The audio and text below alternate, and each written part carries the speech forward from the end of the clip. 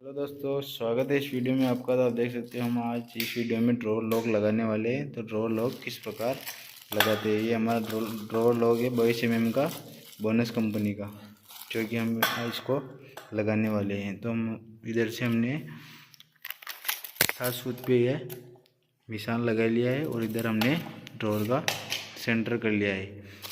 तो इस वीडियो में बने रहे, ड्रॉर लॉक कैसे लगाते हैं हम आपको बताने वाले हैं।